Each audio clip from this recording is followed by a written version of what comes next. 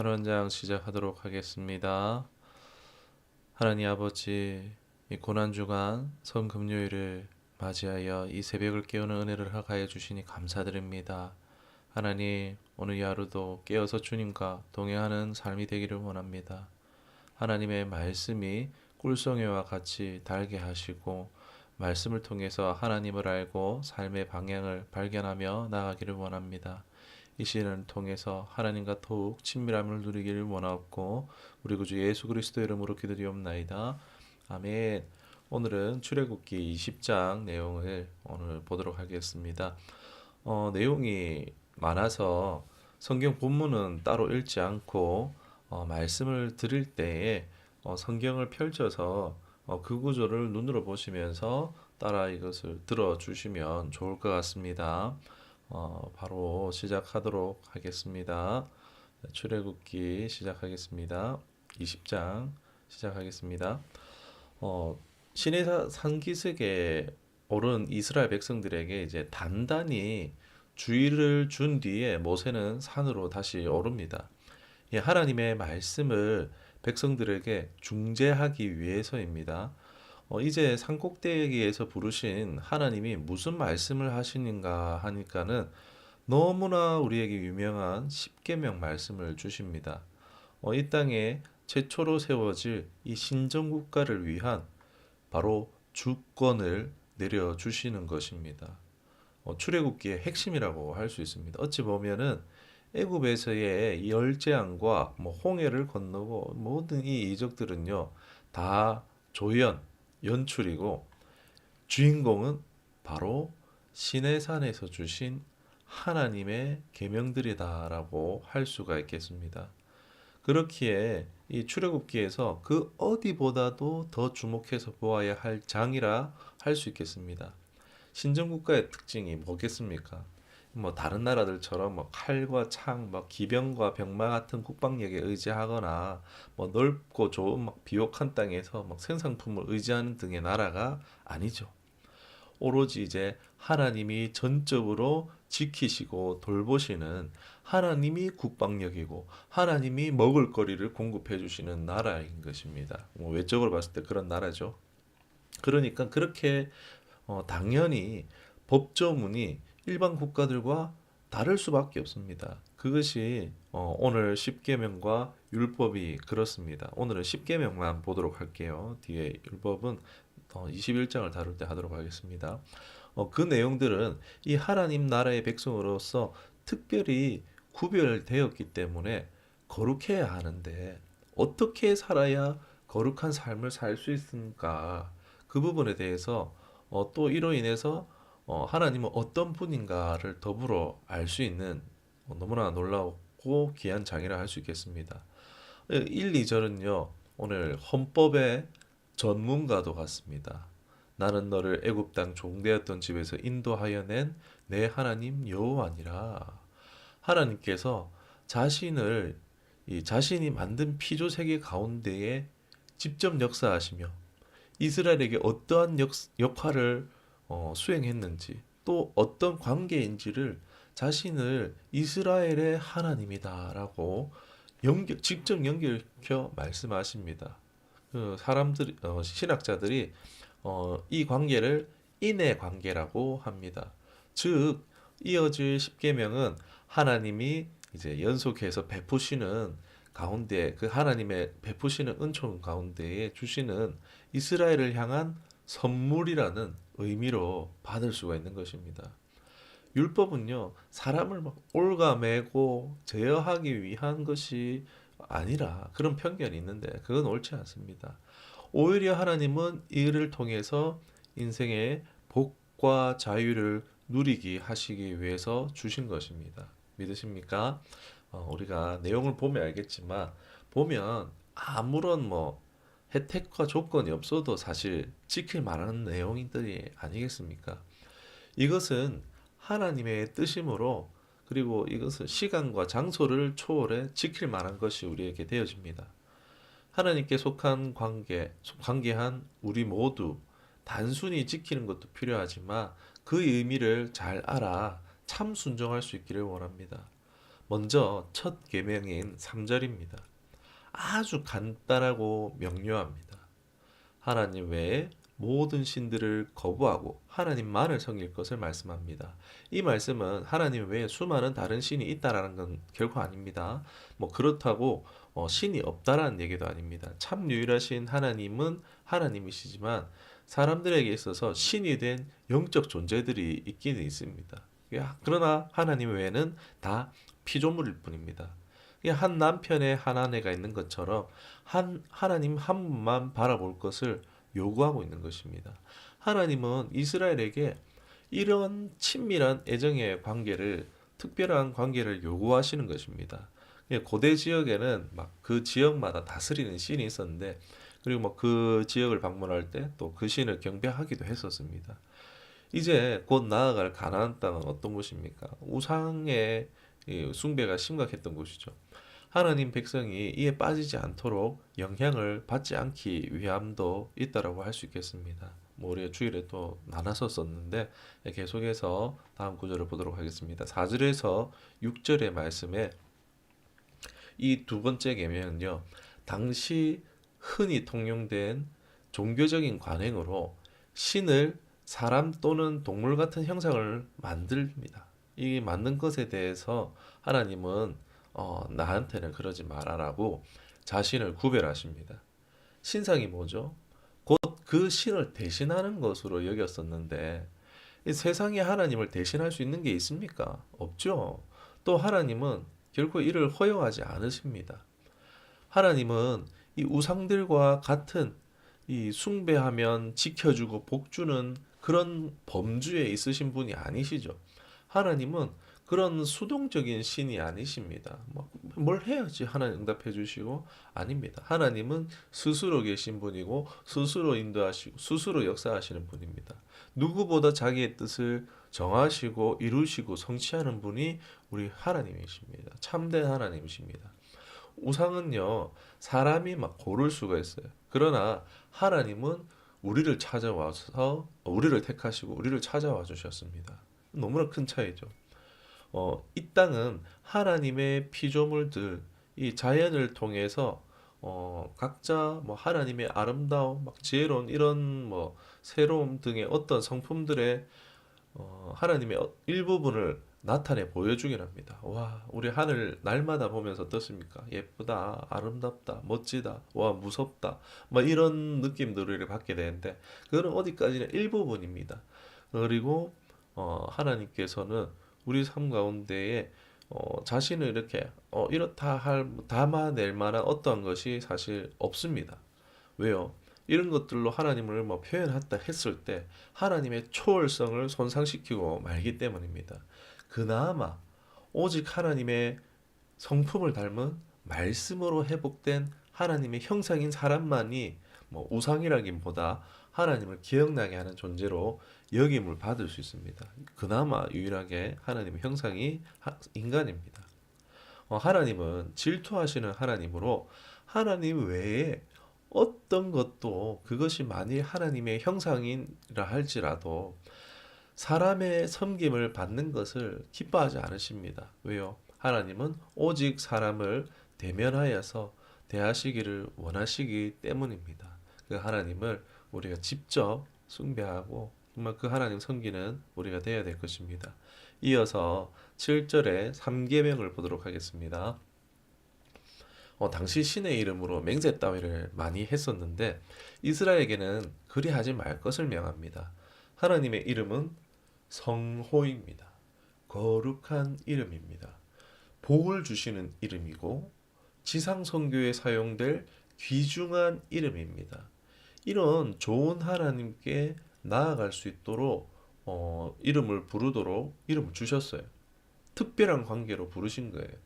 그러나 이를 그저 지극히 개인적인 이유에서 이용하고자 불순한 목적을 위해 함부로 남용하는 것을 금하는 것입니다. 감사와 기도와 찬양 외에는 사용해서는 안 될 것입니다. 이제 다음으로 8절에서 11절에 나오는 네 번째 계명은요. 하나님에 대한 마지막 계명입니다. 안식일을 6날과 꼭 구별하여 지킬 것을 명합니다. 모든 날은 사실 모든 날의 주인은 하나님이죠. 시간도 세월도 다 하나님의 것입니다. 그러나 그중 하나님은 7일 중에 6일을 사람들이 자유로 일할 수 있도록 살도록 허락하셨고 7일은 모든 날의 주인이신 하나님이신 것을 기억하고자 명심하고자 이를 위해서 하나님이 아무것도 하지 말라라고 하신 것입니다. 또 하나님께서는 창조 때에 창조 질서로서 이 나라를 복되게 하셨는데 이 복으로 자기 백성들을 이끌어서 복을 받게 하시기 위해서라고 할 수 있습니다. 이 복이 있는데 당연히 이곳으로 사랑하는 자들 이끄시겠죠. 그 이를 어길 시에는 어떻게 되겠습니까? 하나님 직접 뭐 벌을 주고 이런 것이 아니라 하나님의 창조 질서에서 벗어나는 거잖아요. 하나님 창조 질서에서 멀어지는 거죠. 질서에서 멀어지면 뭐가 있습니까? 혼돈이 오는 것입니다. 삶에 혼돈이 오는 이유가 우리가 이런 하나님이 정한 창조 질서에서 멀어졌을 때, 7일을 내 마음대로 해버렸을 때, 그럼 혼돈에 빠질 수 있다는 것입니다. 6일의 평화는요, 바로 이 7일째를 지킴으로써 누리는 것이 가능한 것입니다. 오늘날은 그날을 주일로 드리고 있죠. 그런데 온전히 잘 지키지 못하는 경우가 많은데 이런 세상의 요구를 거부하는 날이 되어야 됩니다. 더욱이 이 날을 복되게 하기 위해서는 6일 역시 주의 날로 여기고 주님의 뜻 안에서 성실히 살 때 온전한 주일의 축복을 누릴 수 있을 것입니다. 실천하여서 우리 삶 가운데 하나님의 온전한 통치와 질서와 복이 임하시기를 주님의 이름 축원합니다. 자, 이제 5계명부터 사람에 대한 계명이 시작되어집니다. 그 첫째는 12절에서 말하기를 부모를 공경하라 라고 합니다. 이건 뭐 두말할 필요가 없는 계명이기도 하지만 특별히 여기서 사용된 단어가 뭐죠? 공경은 하나님을 경외하는 것과 동일한 단어로 하나님을 어떻게 해요? 섬기지만 하나님을 섬기듯 하지만 부모를 그렇게 대리적 존재로 섬기라는 것을 볼 수가 있습니다. 뭐 결코 막 무조건 부모 말에 순종해야 돼 하는 식의 부모의 권위를 보호하는 계명은 아니라 부모는 하나님의 어떤 존재요? 대리적인 부모의 존재입니다. 이 정체성을 가지고 부모 역시 공경받을 만하며 자녀는 부모를 하나님 섬기듯 하는 관계함을 통해서 먼저는 하나님과 관계를 이해하고 배우고 알 수 있으며 또 어떻게 섬길 수 있을지 알게 하는 것입니다. 가정의 평안과 모든 관계의 기본이 되기 때문에 이 계명은 너무나 중요합니다. 한 개인이 어떤 부모와 어떤 관계를 맺었는가 따라서 다른 공동체에서의 관계도 영향을 미치기 마련입니다. 여러분 어떻습니까? 인생에 우리 옷 입을 때도 어떻습니까? 첫 단추를 잘못 끼우면은 위에까지 다 잘못 끼워져 있죠. 그런 것처럼 첫 단추를 잘 끼워야 하듯이 우리 인생의 가장 기초가 되어지는 이 관계를 잘 맺어야 되는 것입니다. 그래서 다른 어떤 계명보다도 이 5계명이 우선이 됩니다. 나아가서 사회 공동체의 기본이 되는 이 가정을 보호함으로 사회 공동체 건강케 하는 목적이라고 할 수 있습니다. 하나님은 여기에 특별히 장수의 축복을 주심으로 더욱 중요한 계명으로 알 수 있도록 해 주셨습니다. 이제 그 다음부터는 범죄다운 범죄를 다루고 있습니다. 이제 13절입니다. 6계명은 뭐죠? 살인하지 말라입니다. 크게 봤을 때 모든 생명은요 하나님께 속한 것이기에 생명을 존중하라는 것입니다. 그리고 하나님의 형상을 파괴하는 것은 하나님에 대한 적대 행위이기 때문입니다. 예를 들어서 다른 나라 사람이 우리나라 국가를 태우면 기분이 어떻겠습니까? 그 행위가 우리에게 분노를 일으키듯이요. 이 살인은요, 하나님을 향한 적대 행동이 되는 것입니다. 뭐 그렇다고 뭐 무조건 사람의 생명은 너무나 중요해. 절대 죽이면 안 되라는 것은 아닙니다. 성경에 보면 어떻습니까? 하나님께서는 때로 어떠한 상황에서는 생명을 해하는 것을 허락하시기도 한다는 것입니다. 가까운 예로 가나안 전쟁이 그렇습니다. 여호수아에서 이제 나오는 전쟁이 그렇습니다. 그것은 어디까지나 하나님의 심판으로서 사형의 주체는 누구십니까? 하나님이시고 심판의 도구로서 이스라엘을 이 전쟁에 참여하게 하신 것입니다. 뭐 그 외에도 공동체의 거룩을 해치는 타락한 범죄들 이런 부분에 대해서는 하나님이 뭐 돌로 쳐 죽이는 사형의 계명들이 또 있습니다. 그런 율법들이 있습니다.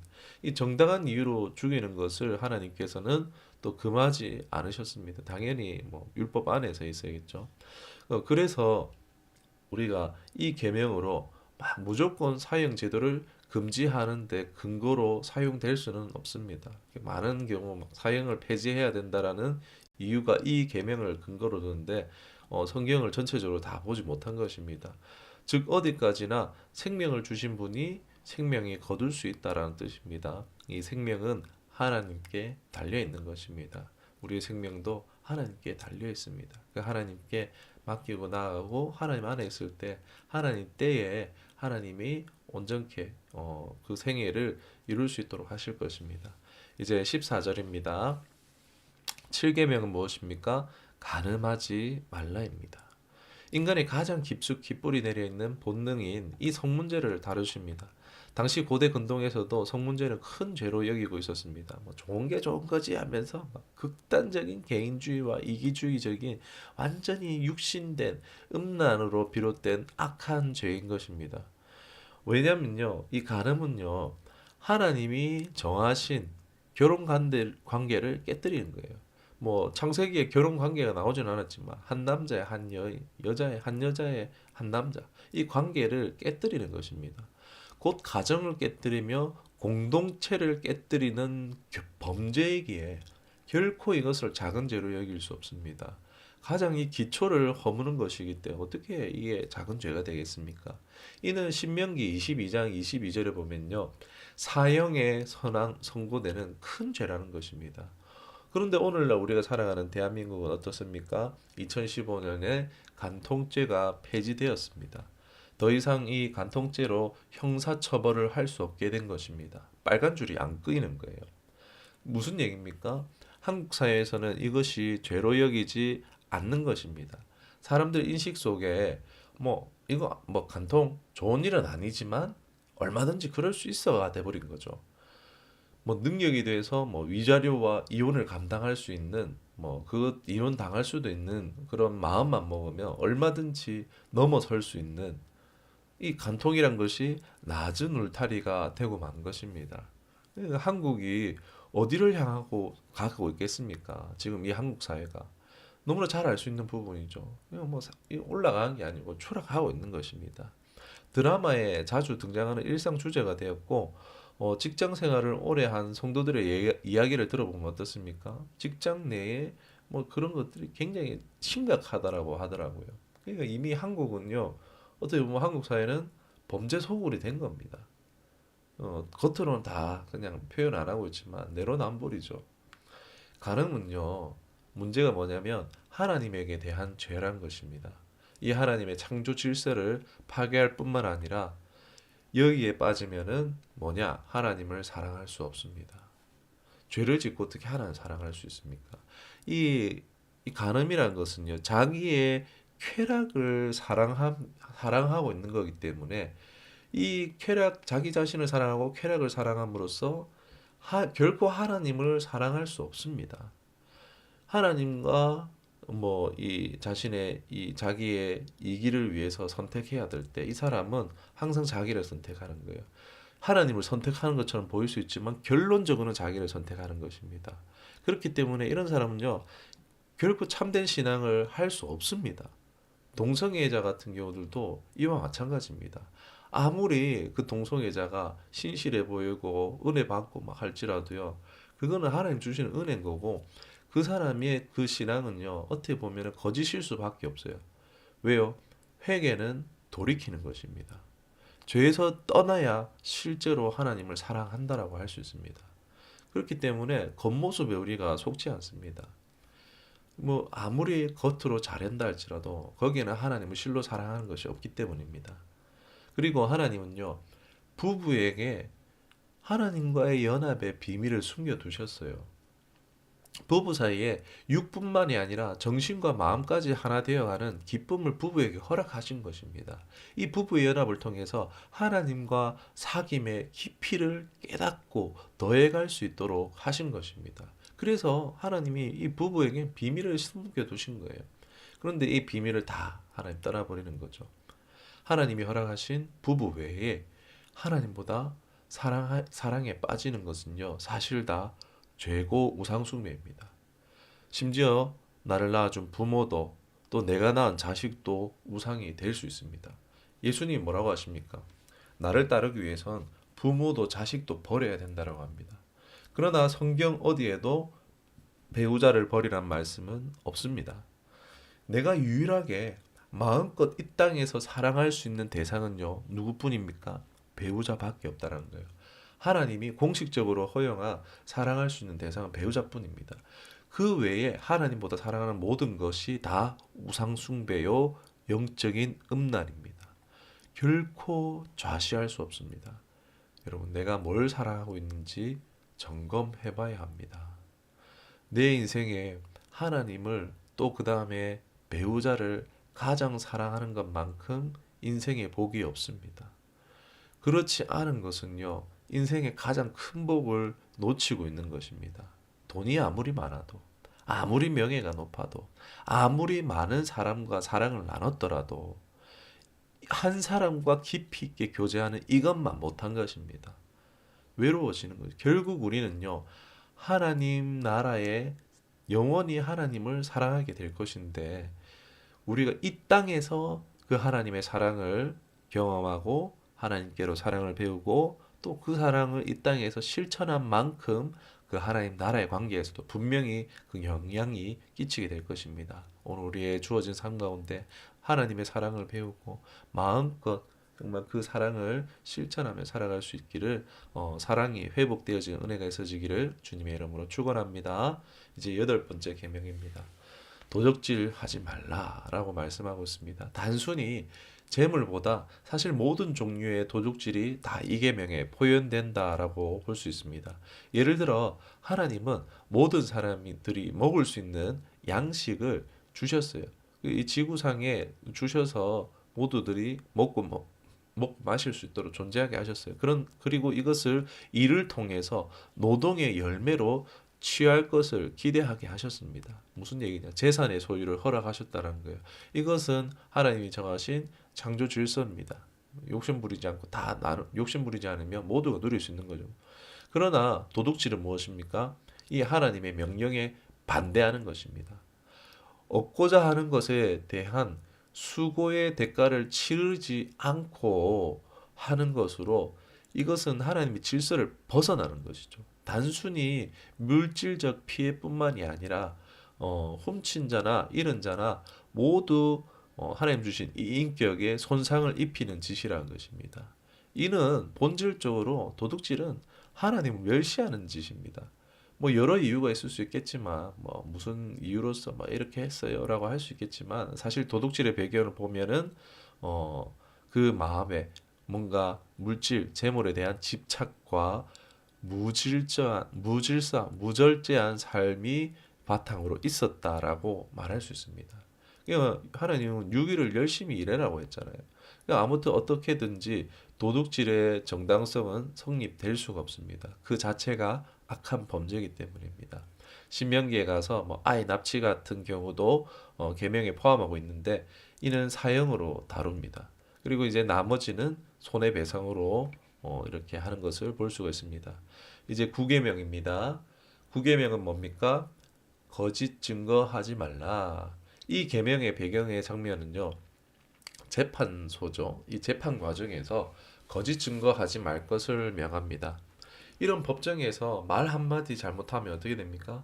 한 사람의 인생이 완전 좌지우지 될 수 있기 때문에 바른 말로 증언해야 하라고 할 수가 있습니다. 고대 당시는 우리처럼 법원이 있는 법정에 와서 막 엄숙하게 재판을 하지는 않았습니다. 뭐 마을 입구에서 막 몇 사람만 있으면 재판을 그 자리에서 할 수 있었습니다. 뭐 두세 사람의 증인이 있으면은 처벌하는 것도 있었습니다. 뭐 아주 재판이라는 것이 일상적인 문화로 받아들이면 될 것 같습니다. 그런데 이 거짓 증언은 뭡니까? 한 사람을 파괴할 수 있지만 나아가서는 이 신뢰를 바탕으로 구성되는 사회 아니겠습니까?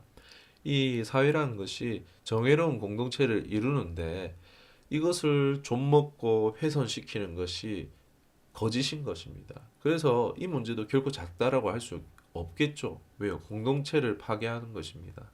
공동체의 삶은요, 우리에게 여러 가지 유익을 주지만 그 공동체 삶의 질은 그 사회의 정의 유지와 상관이 있다. 그 수준에 따라서 크게 좌지우지 된다라고 할 수 있습니다. 그 거짓말이 일상이 된 공동체에서 살아가는 그 삶은 얼마나 괴롭겠습니까?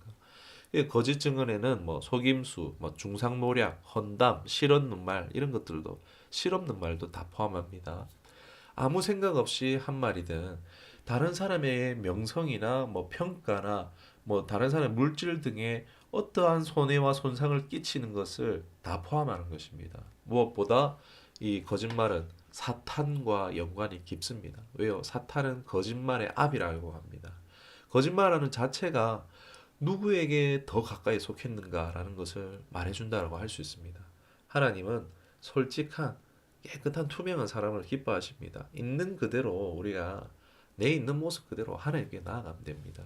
그리고 선한 거짓말 같은 경우에 어떻습니까? 라고 물어보는 경우가 있는데 실없는 선한 거짓말도 하지 않는 것이 필요합니다.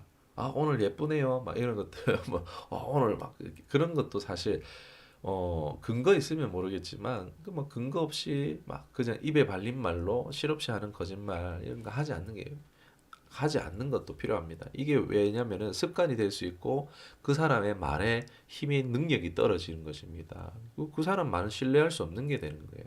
이런 경우에는 하는 이만 못하기 때문에 그냥 입을 다무는 게 더 낫고요. 다만 거짓이나 거짓 사상에 사로잡혀서 뭐 죽이거나 해치려고 온 자들에게 막 진실을 요구할 때는 어떻게 해야 될까요? 이런 자들에게 진실을 얘기해 줄 필요가 없습니다. 이미 거짓이나 거짓 사상에 사로잡힌 자들에게 진실을 얘기해 줄 필요 없습니다. 왜요? 마귀에게 동조하는 것입니다. 이것은 어리석은 일이죠. 거짓말에 사로잡힌 자들이 와가지고 해치려고 하는데 거기 진실을 얘기해주면 그건 마귀가 하는 일에 동조하는 어리석은 일이 되는 것입니다. 아, 나는 거짓말하지 않을 거야 해가지고 얘기해주면은 교회 어딨어? 지도자 어딨어? 막 이렇게 하는데 거짓말하지 말했지. 지도자 여기 있어요. 이러면은 그 교회 박살 나는 거죠. 그런 일들은요 지혜롭게 행해야 됩니다. 하나님 편에 내가 어느 편에 서 있느냐가 더 중요합니다. 하나님 편에서 늘 과함으로 분별할 수 있습니다. 우리가 그 하나님과 늘 동행하시길 원합니다. 이제 마지막 10계명입니다. 탐심에 대해서 다루고 있습니다. 이웃의 집이나 그의 아내나 등등 뭐 집이 이렇게 지금 먼저 나오고 있는데 이게 뭐 집이 중요하고 여자가 뭐 그 집보다 덜 중요해서 막 소유로 봐서 그런 게 아닙니다. 집이라는 것이 그 전체를 포함하는 말로써 선택한 단어일 뿐입니다. 그리고 이 탐심에 대해서 남자에게만 주어졌다 해서 남자를 향한 계명이다라고 하는 사람들도 있는데 결코 아닙니다. 집은 그냥 선택한 단어일 뿐이고 남자만을 향한 계명이 결코 아닙니다. 아무튼 다른 사람 것은 다른 사람의 어떤 것들 어느 것이든지 눈독 들이지 말라는 것입니다. 이것은 인간의 소유욕에 대해서 명하고 있습니다. 사람은 보는 것에 약하죠. 최초의 범죄도 어떻습니까? 보암직도 하고 먹음직해 보여서 죄를 지었습니다. 왜요? 인간은요, 눈이 유혹에 가장 취약합니다. 그리고 보이는 영역에서 이루어지고 있습니다. 그런데 오늘날 어떻죠? 보는 범위가 너무 광범위해졌어요. 인터넷을 통해서 땅끝 뭐 지구 반대편에 있는 일까지도 얼마든지 막 검색해서 알아볼 수 있습니다. 그러니까 눈이 자꾸 보는 영역에서 유혹되는 거예요. 이루지 못하는 잘못된 이런 욕구가 봄을 통해서 생겨버리는 거예요. 막 내가 안 봐도 되는 것들을 자꾸 보는 거예요. 막 SNS를 통해 가지고 자꾸 보는 거면 그냥 SNS는요 보면 안 됩니다. 사실 하지 않는 게 좋습니다. 아무런 인생에 백해무익합니다. 그래서 어떻게 보면 아무튼 이걸 자꾸 눈으로 봄을 통해서 잘못된 욕구가 생기잖아요. 사람은 그런 욕구가 있습니다. 그럼 이 잘못된 욕구를 해결하지 못했을 때 어떻게 될까요? 개인의 삶이 피폐해지는 것입니다. 사무엘 하에 보면은 13장에 다윗의 아들 암놈이 배다른 누이 다말을 보고 뿅 한 거예요. 연모하다가 파리해져 가는데 야, 니 왜 이렇게 말라가냐 이러면서 강교한 친구가 꼬드겨가지고 야, 다말을 니 아프다 하고 다말을 속여서 심실로 끌어들여 그리고 강제로 취해 하는 그래갖고 실제로 그런 사건이 나오는데 그리고 이로써 막 다말을 아주 내쳐서 큰 죄를 범합니다. 참 악하기 그지없죠. 이 탐심으로 인한 사건이 이렇다는 것입니다. 탐심으로 인한 수많은 범죄, 불순종이 발생합니다. 유혹이 오는 것은요, 사실 그럴 수 있어요. 그러나 탐심은요, 그 죄를 짓도록 부채질하는 것입니다. 여러분, 유혹은요, 이것은 떨쳐버려야 되는 것입니다. 루터가 이런 말을 했습니다. 유혹과 죄에 대해서 말하기를 사람의 머리 위로 새가 지나가는 것을 막을 수 없다. 이 새가 막이고 이 죄의 유혹입니다. 막 새가 머리 위로 지나가는 거 우리가 막 어떻게 할 수 없잖아요. 그런데 그 새가 머리에 둥지를 트는 것은 막을 수 있다라고 했어요. 그러니까 마귀가 유혹하러 왔을 때 우리 어떻게 할 수 있습니까? 예수 이름의 권세로 명하노니 떠나갈 지어다 할 수 있잖아요. 그러니까 탐심이라는 게 성도에게 있어서 정신만 차리면은 떠나보낼 수 있는 거예요. 그런데 그 유혹에 자신을 방치함으로써 거기에 매여서 되돌릴 수 없는 추악한 범죄로 이어지게 되는 것입니다. 뭐 그런 범죄까지 아닐지라도 자신을 계속 끊임없이 괴롭히고 삶의 만족을 떨어뜨립니다. 그러니까 유혹되는 것에 자꾸 보는 것에 빠져 있으면 안 됩니다. 이 신앙이 없으면 이런 유혹에 대한 면역이 있겠습니까? 없겠습니까? 계속 맨날 그냥 자기를 쳐야겠죠. 아이고 자기를 한탄해야겠죠. 그러니까 헬조선 이런 얘기가 나오는 것입니다. 자꾸 내 수준 이상의 것을 보고 탐하는 그런 사회적 구조가 되어 있는 것입니다. 하나님의 사람 다윗도 범죄한 적이 있습니다. 전쟁 중에 어떻게 합니까? 왕이 되니까 팔자가 좋아져갖고 교만해져서 막 왕성을 거늘다가 아래 내다 마을을 성읍을 바라봤는데 막 그 바세바가 알몸으로 목욕한 것을 본 거예요. 혹해가지고 그 바세바를 취했는데 유부녀예요. 이 유부녀를 임신시키고 이것을 숨기려다가 보니까 알고 보니까 자신의 충성스러운 부하 우리아의 아내였던 거예요. 이 우리아를 살해하는 데까지 갑니다. 그때 선지자 나단을 통해서 줬던 말이 했던 얘기가 뭐냐면은 내가 집도 주고 다 줬어. 아내자도 줬어. 부족했으면 내가 더 줬을 건데 왜 하나님을 업신여기냐라는 말과 처벌을 받게 되어집니다. 여러분 우리의 삶이 불충분해 보이는 이유도 내게 있는 것에 주목하고 감사하지 않으므로 내게 없는 것, 더 좋은 것을, 더 나은 것을 보고 있기 때문에 감사도 없고 불만족스럽고 괴롭고 힘들고 스트레스 받고 마음에 병이 나고 아니면 해서는 안 될 행동을 하게 되고 아무튼 마귀에게 놀아나는 것이란 것입니다. 너희가 먹을 것과 입을 것이 있으면 족한 줄로 여기란 말씀도 있지 않습니까? 그럼 오늘 우리가 주신 것 아무리 그것이 작고 사소한 것이라도요. 하나님이 허락하지 않으면 누릴 수 없는 거예요. 숨 쉬는 거요. 내가 숨을 참을 수 있습니까? 뭐 1분, 2분까지 참을 수 있겠지만 숨 쉬어야 됩니다. 공기가 없으면 어떻게 됩니까? 끔찍하죠. 이 하루를 우리가 하나님이 주시는 하나라도 지금 없어지면요. 잠깐이라도 누릴 수 없으면은 이 하루를 우리가 영위하는 것을 할 수가 없을 수도 있습니다. 그것을 우리가 기억하면서 감사할 게 혹여나 보이지 않는 상황들이 있을 수 있습니다. 그럴 때에도 우리는요, 감사할 것을 찾고 뒤지고 뒤져서라도 감사하면서 살아야 되는 거예요. 이거는 하나님을 위해서 하는 게 아니라 나를 위해서 하는 것입니다. 그렇게 감사하며 살 때에 바울이 말한 일체의 만족, 일체의 자족함을 누릴 수 있는 것입니다. 여러분, 밥알이 씹을수록 어떻습니까? 단맛이 나잖아요. 배고플 때 그 밥의 그 단맛, 그보다 맛있는 게 없잖아요. 작은 것에도요, 기쁨과 감동을 하나님 우리에게 주실 수 있어요. 우리가 깊이 있을 때에 그런 것을 느낄 수 있습니다. 그러나 자꾸 자극적인 것을 보면은 이 밥 안에 맛도 하찮은 것이 되죠. 밥 아무 맛도 없는 무미한 막 음식이 돼버리는 거죠. 아, 맨날 또 밥이네 이러면서 이렇게 돼버리는 거죠. 그러니까 세상으로부터 시선을 돌려서 하나님이 허락하신 지경 안에서 내가 잘 살아가면요. 그러니까 하나님 내가 만날 수 있는 사람들 보고 이러면요. 어, 작은 것에도 충성되어질 때에 그것에 하나님 앞에 기쁨이 되어지는 것입니다. 그러면 하나님께서 또 하나, 이 녀석 봐라.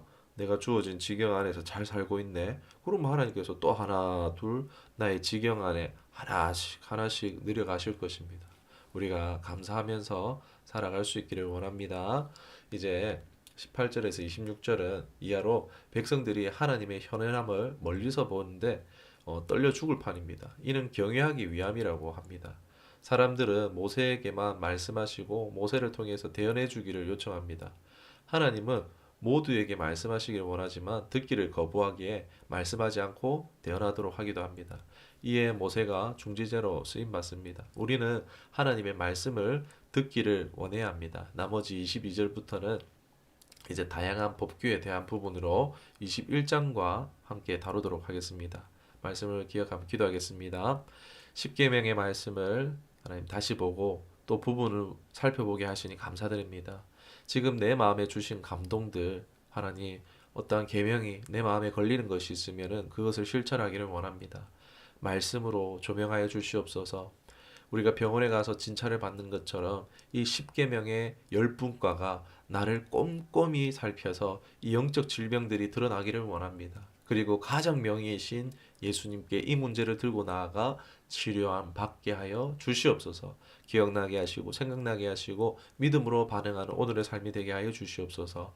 오늘 나를 위해 십자가에 흘리신 보혈을 기억하며 헛되이 하지 않고 내 삶, 내 영 구석구석 흘러 정복하시고 통치하시고 다스려 주시옵소서. 동행하여 주실 줄 믿사옵고 우리 구주 예수 그리스도 이름으로 기도드리옵나이다. 아멘. 마쳤습니다.